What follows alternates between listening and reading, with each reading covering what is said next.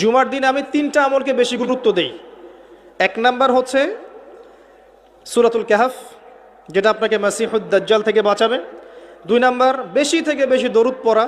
এই দিন দরুদ পেশ করা হয় নবী সাল্লাল্লাহু আলাইহি ওয়াসাল্লামের কাছে। আর 3 নাম্বার এটা যেটা আপনাদেরকে শেয়ার করছি,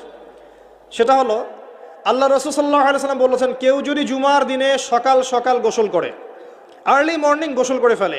একদম ফরজ গোসলের মতো, এবার সবচেয়ে উত্তম কাপড়টা পরে, নোংরা কাপড় না, বেস্ট কাপড়টা পরে, আতর খুশবু ব্যবহার করে, সুগন্ধি ইউজ করে, সুগন্ধি ব্যবহার করে সে সকাল সকাল পায়ে হেঁটে মসজিদে যায়, বাহনে চড়ে নয়, পায়ে হেঁটে মসজিদে গিয়ে ইমাম বয়ান খুতবা শুরু করার আগেই মসজিদে চলে গেছে, ইমামের কাছাকাছি বসে, কাউকে কষ্ট দেয় না, ইমাম খুতবা দিচ্ছে সে চুপচাপ শুনছে, কাউকে কষ্ট দেয় না, এমনকি পাশে কেউ কথা বলে তাকে এতটুকু বলে না চুপ